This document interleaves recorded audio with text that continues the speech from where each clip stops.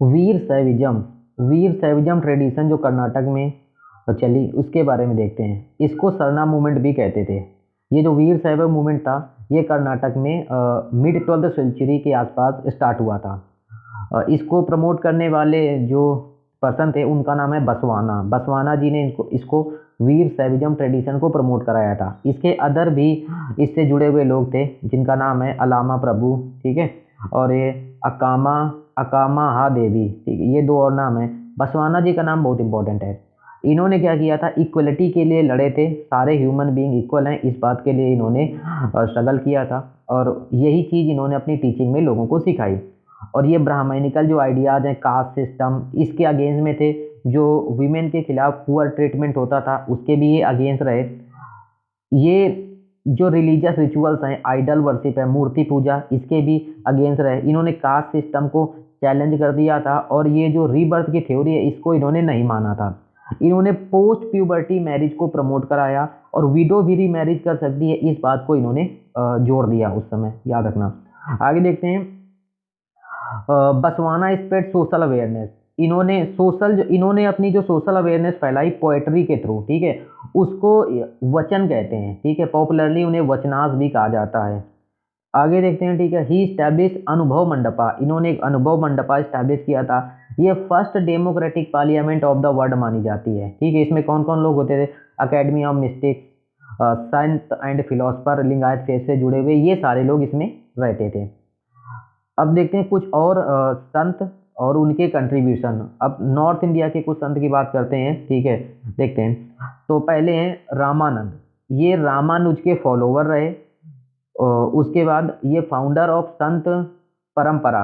जो संत परंपरा है, इसे कहते हैं कि ये ट्रेडिशन ऑफ भक्ति संत। जो नॉर्थ इंडिया में भक्ति संत थे, भक्ति परंपरा थी, उसके फाउंडर रामानंद को माना जाता है, ठीक है। अब इन्होंने क्या किया, substitute of worship of Ram in place of Krishna. Krishna की जगह पर इन्होंने राम की पूजा करना शुरू किया। और इन्होंने राम के, ठीक है, कितने he has okay 12 disciple, sorry, तो इनके 12 डिसाइपल रहे थे। इनके 12 डिसाइपल मतलब स्टूडेंट इनके रहे, तो उनके नाम देख लेते हैं। एक कबीर थे, वो मुस्लिम थे। रविदास पॉपुलर रहे। भगत पीपा एक रहे। सेना जो बार्बर रहे। तो इनके लिटरेरी वर्क देखते हैं। ज्ञान लीला, योग चिंतामणि, ये हिंदी में लिखे हुए हैं, ओके।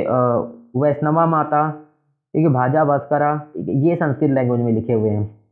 इनके जो वर्सेस हैं, इनको गुरु ग्रंथ साहिब में भी जगह मिली हुआ है। गुरु ग्रंथ साहिब में भी इनके वर्सेस को लिखा गया है।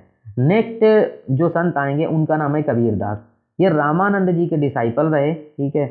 और इन्होंने हिंदू और मुस्लिम के अंदर यूनिटी लाने की इन्होंने कोशिश करी थी। ये एक निर्गुण संत थे, जो फॉर्मलेस गॉड को मानते हैं। और इन्होंने ओपनली क्रिटिसाइज किया था जो ऑर्थोडॉक्स, जो पुरानी सोच, रूढ़िवादी सोच होती है, इन सबको, चाहे वो हिंदुइज्म में हो चाहे इस्लाम में हो, ठीक है, दोनों को इन्होंने अपोज किया था।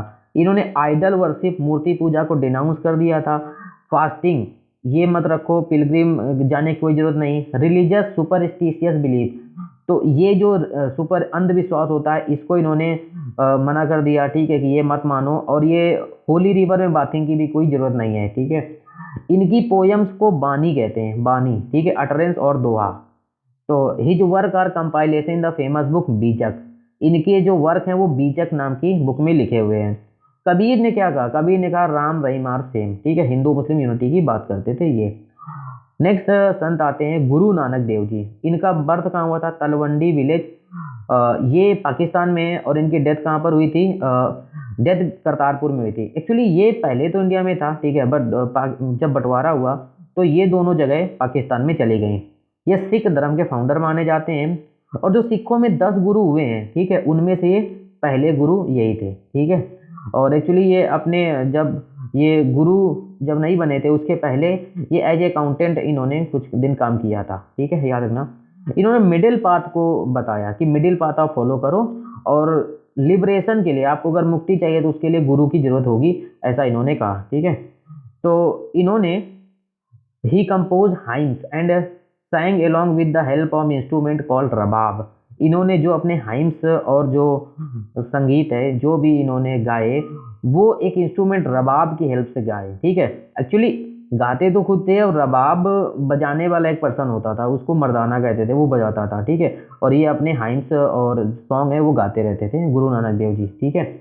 तो उन्होंने, गुरु नानक देव जी ने एशिया में अक्रॉस एशिया ट्रेवल किया। ये मक्का भी गए, ठीक, और बगदाद भी गए, और वहाँ पर इन्होंने, ठीक है, जहाँ जहाँ भी गए उन्होंने ये मैसेज, एक ओंकार मतलब गॉड एक है, भगवान एक है, इस मैसेज को इन्होंने वहाँ पर लोगों तक पहुँचाया, ठीक है। तो इन्होंने आइडल वर्शिप, मूर्ति पूजा को अपोज कर दिया था। कास्ट सिस्टम, पिलग्रिम, ये सब भी इन्होंने ये अपोज करते थे। ये कहते थे आपके कैरेक्टर में प्योरिटी होनी चाहिए, आपके कंडक्ट में प्योरिटी होनी चाहिए, ठीक है।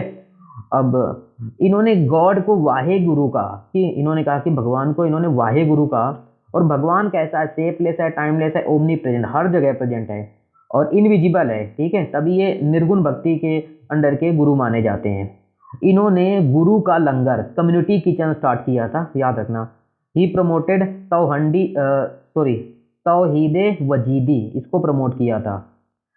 नेक्स्ट है तुम्हारे, नेक्स्ट संत हैं पुरंदर दास, ठीक है। तो इनके बारे में देखते हैं। तो ये जो पुरंदर दास हैं, one of the chief founding proponent of the south Indian classical music. जो साउथ इंडिया का क्लासिकल म्यूजिक है, जिसे कर्नाटिक म्यूजिक कहते हैं, उसके मतलब एक प्रोपोनेंट, उसके फाउंडर माने जाते हैं, ठीक है। मतलब उनके और भी कई फाउंडर, उनके फाउंडर रहे होंगे, बस उनमें से एक ये माने जाते हैं, याद रखना, ठीक है। तो इनको एक्चुअली क्या कहते हैं, इनको ऑफनली मतलब अक्सर इनको कर्नाटक संगीत पितामह भी कहा जाता है, पुरंदर दास को, याद रखना। नेक्स्ट है दादू दयाल, ये कबीर दास जी के डिसाइपल रहे, ठीक है। और इन्होंने हिंदू मुस्लिम यूनिटी की बात करी थी, ठीक है। इनके जो फॉलोवर हैं उनको दादू पंथी कहा जाता है, ठीक है। नेक्स्ट आगे देखते हैं चैतन्य महाप्रभु, ठीक है। इनका टाइम पीरियड रहेगा 1486 से 1533 के बीच में। तो ये फाउंडर ऑफ मॉडर्न वैष्णविज्म इन बंगाल, बंगाल में जो मॉडर्न वैष्णविज्म है उसके ये फाउंडर रहे, ठीक है। ही वॉज सगुन एंड पॉपुलराइज कीर्तन। तो ये सगुन भक्ति में बिलीव करते थे, कीर्तन मतलब रिलीजियस सॉन्ग है वो इन्होंने इनको प्रमोट कराया, ठीक है। और भगवान की भक्ति में, भगवान की पूजा में कीर्तन गाना की परंपरा, कीर्तन को गाने की परंपरा इन्होंने ही शुरू करी थी, ठीक है। इन्होंने एक चैंटिंग शुरू करा था, जो मंत्र है हरे राम हरे कृष्णा, वो इन्होंने ही पॉपुलराइज कराया था, ठीक है। तो इन्होंने राधा और कृष्ण भगवान की जो पूजा है वो साथ में करनी इन्हीं के समय से स्टार्ट हुई थी, ठीक है। ऐसा माना जाता है कि इसको राधा और कृष्णा की पूजा इन्हीं के समय से प्रमोट हुई थी, ठीक है, साथ में पूजा करना। इन्होंने कहा था ही गेव द अचिंत्य भेदा अभेदा फिलॉसफी। तो ये याद रखना, अचिंत्य भेदा भेदा फिलॉसफी इन्होंने दी थी, ठीक है। इन्होंने मूर्ति पूजा को अपोज नहीं किया था, क्योंकि मूर्ति पूजा तो इन्होंने खुद ही करते थे राधा कृष्णा के साथ में, ठीक है। फिर इन्होंने अपोज नहीं किया था, इन्होंने भगवान को हरि कहा, ठीक है। ही रोट, इन्होंने लिखा गया था सिक्स सिक्स शास्त्रकम, ठीक है। ये संस्कृत में एक टेक्स्ट है, ठीक है, जिन्होंने इस टेक्स्ट में इनकी फिलॉसफी इसी में दी हुई है, ठीक है। ये चैतन्य महाप्रभु इंस्पिरेशन भी माने जाते हैं, ओके, इस्कॉन के लिए, इस्कॉन के पीछे ये एक इंस्पिरेशन माने जाते हैं। एक्चुअली इस्कॉन है क्या, इस्कॉन का फुल फॉर्म देखते हैं, international society for Krishna consciousness. तो ये है, ये 20वीं सेंचुरी में फाउंड की गई थी। इसके पीछे इंस्पिरेशन यही चैतन्य महाप्रभु ही माने जाते हैं। नेक्स्ट हमारे संत हैं शंकर देव, ये भी काफ़ी इंपॉर्टेंट है। इन्होंने असम में भक्ति मूवमेंट को स्टार्ट किया था, ठीक है। तो असम में भक्ति मूवमेंट से जुड़े हुए संत शंकर देव हैं। इन्होंने क्या किया था, रामायण और महाभारत को असमीज लैंग्वेज में ट्रांसलेट करा था, ठीक है। तो उसके बाद ही स्टार्टेड एक सरना मूवमेंट। एक सरना मीन्स होता है नियो वैष्णवाइट मूवमेंट, इन्होंने असम में स्टार्ट किया था। तो ये मानते थे, ठीक है, ये बिलीव करते थे वर्शिप ऑफ एक सरना, वन गॉड, ठीक है, जो कृष्णा, ठीक है, उसकी उनकी कृष्णा की वर्शिप को ये प्रमोट करते थे, ठीक है। उसके बाद इन्होंने कृष्णा को अलग अलग नाम दिए, जैसे हरि, नारायण, राम, ठीक है। उसके बाद हिज मोस्ट फेमस वर्क, इनका जो मोस्ट फेमस वर्क है वो है ओके कीर्तन घोष, ठीक है। ये एक बहुत ही सिंपल लैंग्वेज में लिखा हुआ है ताकि आम जनता इसको समझ सके। तो ये किस लैंग्वेज में लिखते थे? He wrote in Assamese and Brajavali, ठीक है, ब्रजवली, इस लैंग्वेज, ये एक्चुअली जो लैंग्वेज है ये मैथिली और असमीज का मिक्सचर होती है। नेक्स्ट हमारे संत हैं वल्लभाचार्य जी। ये कृष्णा कल्ट के एक्सपोनेंट माने जाते हैं, कृष्णा कल्ट को इन्होंने प्रमोट कराया था। इनकी जो फिलॉसफी है उसे क्या कहते हैं? शुद्धद्वैता, शुद्धद्वैता, प्योर नॉन डुअलिज्म, ठीक है। तो इनकी फिलॉसफी को पुष्टि मार्ग भी कहते हैं। तो एक्चुअली इन्होंने कृष्णा को पूजा था, एक टाइटल के अंदर इन्होंने कृष्णा को टाइटल दिया था ओके, श्रीनाथ जी, तो ये भी याद रखना है। नेक्स्ट है गुरु घसीदास। ये छत्तीसगढ़ के फेमस संत रहेंगे। इन्होंने सतनामी कम्युनिटी इन्होंने स्टैब्लिश किया था। ये इक्वलिटी पे बिलीव करते थे, सारे लोग इक्वल हैं। कास्ट सिस्टम को इन्होंने अपोज किया हमेशा।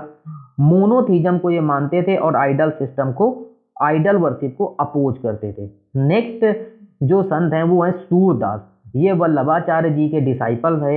इन्होंने जो कुछ बुक लिखी है उनका नाम सूर सागर सुर वली, ठीक है। तो इन्होंने कृष्णा और राधा की पूजा की तरफ इंटेंस डिवोशन दिखाया था, ठीक है। तो ये जो ब्रिज भाषा के एक बहुत ही आउटस्टैंडिंग पोएट माने जाते हैं। नेक्स्ट जो हमारी हैं वो विमेन है मीराबाई जी। ये लॉर्ड कृष्णा की बहुत ही स्टॉन्च भक्त मानी जाती हैं और इन्होंने बहुत सारे सॉन्ग्स लिखे थे कृष्णा की भक्ति में, कृष्णा की प्रेयर में बहुत सारे सॉन्ग्स इन्होंने लिखे थे। आगे इनका वर्क देखते हैं। सी कंपोज भजन, शॉर्ट रिलीजियस सॉन्ग है, ये भजन इन्होंने ही कंपोज किया था। इवन आज भी ये भजन गाए जाते हैं, ठीक है। नेक्स्ट संत है हरिदास। ये ग्रेट म्यूजिशियन है, ठीक है, ग्रेट म्यूजिशियन ग्रेट म्यूजिशियन संत हैं।